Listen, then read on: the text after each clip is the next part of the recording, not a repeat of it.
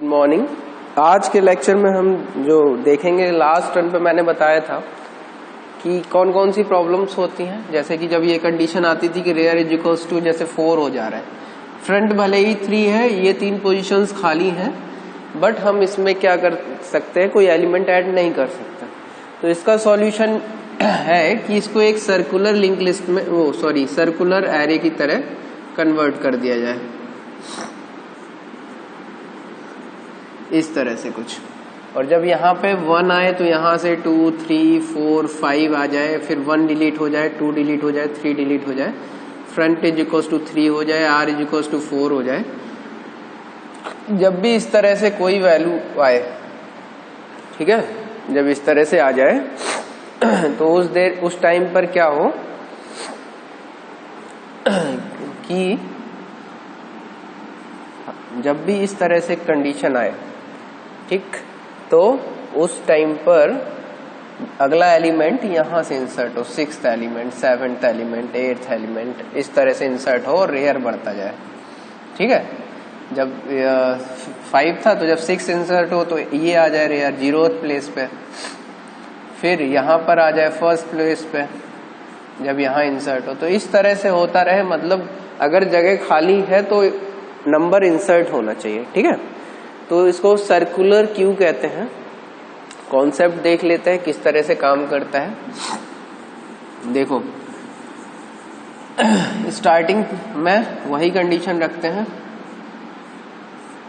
मान के लिए इसका इतना साइज है 2, 3, 4, मतलब ये इंडेक्स है और 5 साइज है टोटल। ठीक है, और सबसे पहले स्टार्टिंग में वही होता है, फ्रंट और रेयर दोनों का वैल्यू -1। ठीक है, तो अगर एम्प्टी के लिए कंडीशन यही रहेगी, ठीक, कि अगर फ्रंट का वैल्यू -1 है तो एम्प्टी है। पहला एलिमेंट आएगा 3, ठीक है, तो फ्रंट और रेयर दोनों का वैल्यू बढ़ के 0 हो जाएगा। दूसरा एलिमेंट आएगा 4, तो फ्रंट का वैल्यू 0 ही रहेगा। ठीक है, फ्रंट यही रहेगा, रेयर का वैल्यू बढ़ के 1 हो जाएगा। अगला एलिमेंट कहां पर आएगा, 2 पर, तो रेयर का वैल्यू बढ़ के 2 हो गया। अगला एलिमेंट आएगा यहां पर, तो रेयर का वैल्यू बढ़ के 3 हो गया। अब अगर कोई एलिमेंट डिलीट करना है तो देखो 0th प्लेस पे था तो रेयर का फ्रंट का वैल्यू बढ़ता था, फ्रंट बढ़ गया। एक और एलिमेंट डिलीट करना है तो एक और एलिमेंट डिलीट हो गया, फ्रंट का वैल्यू एक और बढ़ गया। ठीक है, तो इंसर्शन और डिलीशन उसी तरह करते हैं जैसे नॉर्मल करते थे, बस कंडीशंस चेंज हो जाएंगी। अब कंडीशंस देखते हैं। सबसे पहले कि इंसर्शन में जब इंसर्शन करना होगा तो सबसे पहले फुल की कंडीशन देखेंगे। फुल की कंडीशन कौन कौन सी होगी?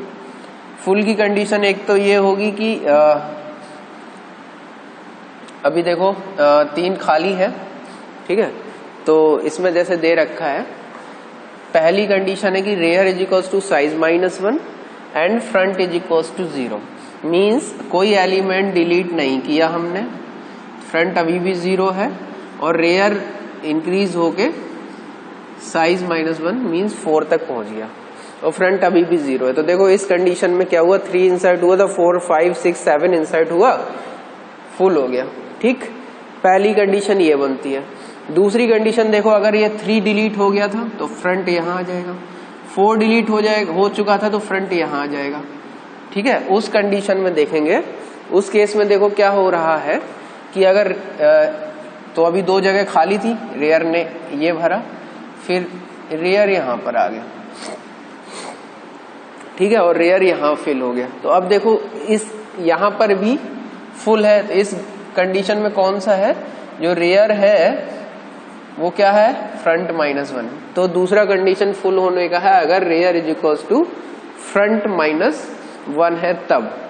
ठीक है, तब के लिए क्या है, ठीक, तो ये 2 कंडीशन है कि जब क्या कहते हैं फुल हो, तो ये 2 कंडीशंस होनी चाहिए कि किसी क्यू के फुल होने का। अगर ये है तो क्या प्रिंट कर दो, फुल, और रिटर्न हो जाओ। ठीक है, अगर नहीं है तो क्या होगा, नहीं है तो मतलब एक जगह कहीं खाली होगी।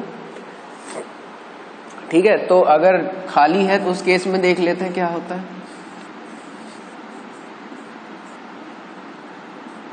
0 1 2 3 4। अगर खाली है कहीं पर। दूसरा कंडीशन क्या है कि ये जो कंडीशन है ये इस चीज की है कि अगर रेयर साइज -1 तक आ गया है, मतलब 3 4 5 6 7 भरा था और रेयर का वैल्यू ये था 4 और फ्रंट का एक वैल्यू 2 वैल्यू डिलीट हो गया था, तो फ्रंट इज इक्वल्स टू 2 है अभी। ठीक है, ये जो छोटा छोटा लिखा है ये इंडेक्स है और जो बड़ा बड़ा वैल्यू लिखा है ये 1। तो अभी देखो ये और ये खाली है, तो जब इस तरह की कंडीशन आए means rear is equals to size -1 है, rear is equals to size -1 है और फ्रंट 0 नहीं है। ठीक है, फ्रंट 0 नहीं है, इसका मतलब है ये चीज शो करता है कि अभी कोई जगह है जहां पर वैल्यू इंसर्ट कर सकते हैं।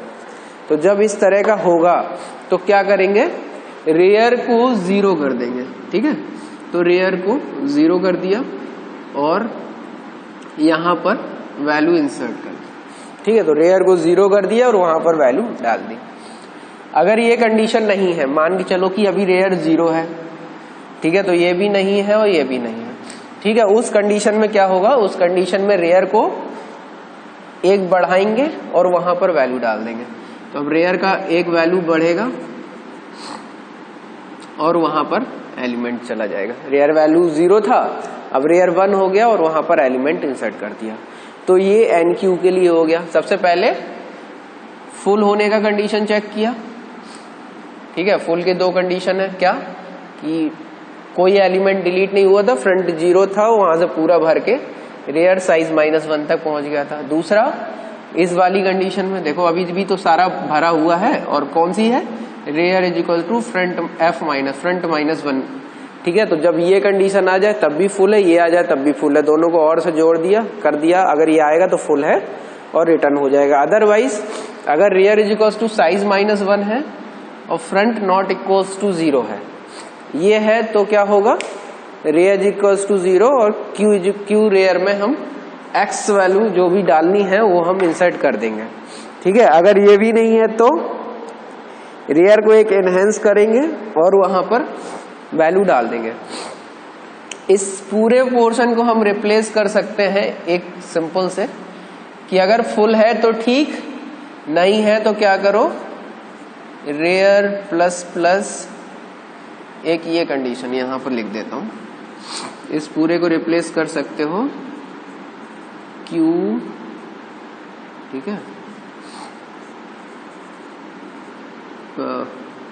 Plus plus rear mod max size, ये इस पोजीशन पे एक्स डाल दो, तब भी वही चीज होगी।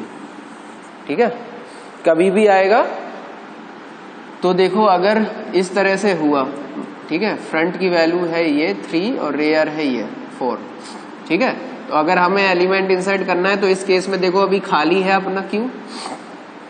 ठीक है, तो इतना सब करने का जरूरत नहीं है, बस चेक किया फुल तो नहीं है, नहीं है तब क्या करेंगे, रेयर का वैल्यू 1 बढ़ाएंगे। रेयर का वैल्यू 4 है तो रेयर हो गया 5। ठीक, मॉड मैक्स साइज कितना है अपना 5। ठीक है, तो ये कितना हो गया क्यू 0, यहां पर x डाल देंगे, मतलब इस पोजीशन पर x चला जाएगा और रेयर का वैल्यू बढ़ के कितना हो जाएगा 0। ठीक है, तो इस केस को भी या फिर ये कर लेते हैं, इससे पहले रेयर इज इक्वल्स टू, इस पूरी लाइन को एक लाइन पहले लिख लेते हैं, rare plus 1 mod max size. ठीक है, और इस पोजीशन पे x डाल देते हैं। तो इतना पूरा का पूरा रिप्लेस कर सकते हैं इन 2 लाइन्स से। ये कंडीशन चेक कराने की जरूरत नहीं है और ना ये। ठीक है, कुछ भी कंडीशन हो, बस फुल नहीं है तो रेयर को rare plus 1 mod max size करेंगे और उस पोजीशन पे x डाल देंगे। मान के चलो जैसे यहां पर है, अगला एलिमेंट जाना है तो फुल तो है नहीं, तो अगली क्या होगा, rear is equal to rear plus 1 means 0 plus 1 mod 5, 0 plus 1 1 mod 5 तो आएगा 1। तो कौन सी पोजीशन पे जाएगा, क्यू की फर्स्ट पोजीशन पे अगर अगला एलिमेंट डालना है तो वो हो जाएगा। ठीक है, इस तरह से इनहेंस होता रहेगा। तो ये कंडीशन डालने की जरूरत नहीं है, या तो ये रखो या वो रख सकते हो, दो में से कोई भी कंडीशन रखोगे, दोनों कंडीशन ही सही है। ठीक है, अब आगे देखेंगे डिलीशन का।